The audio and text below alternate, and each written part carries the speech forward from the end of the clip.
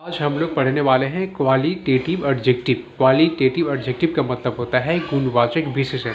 तो चलिए अच्छी तरह से इसको हिंदी और इंग्लिश में जानते हैं। तो सबसे पहले इंग्लिश में जानते हैं क्वालिटेटिव एडजेक्टिव के बारे में, ठीक है। उसके बाद हिंदी में जानेंगे। तो क्वालिटेटिव एडजेक्टिव गुणवाचक विशेषण। तो these adjective indicates the quality और कैरेक्टरिस्टिक्स, ठीक है, characteristic of thing is called qualitative adjective, right?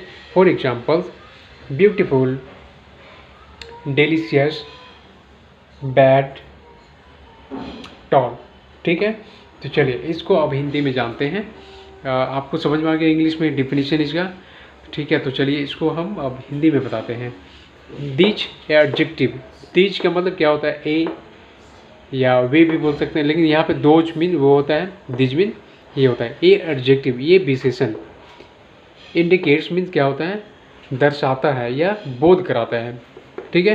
The quality, quality means क्या होता है? गुण, गुणों को, ठीक है। गुण और कैरेक्टरिस्टिक मतलब क्या होता है? विशेषताएं, ठीक है, विशेषताएं या विशेषताओं, यहाँ पे इस लगे विशेषताओं।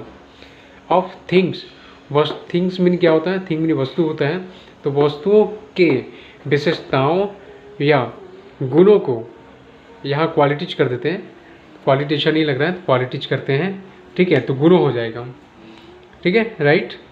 यह हो गया क्वालिटीज। तो वस्तुओं के विशेषताओं या गुणों को बोध कराता है। ये एडजेक्टिव, इसको सजा के बताना है।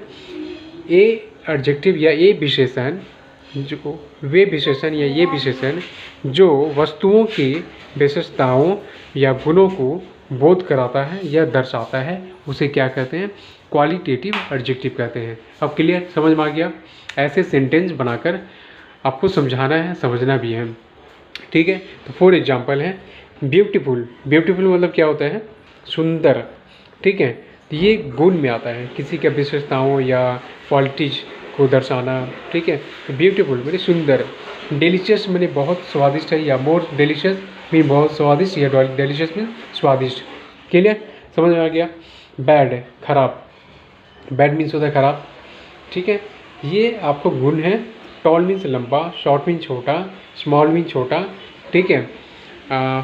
फैट, ये सब जो चीज़ें हैं आपको आता है क्वालिटेटिव एडजेक्टिव में।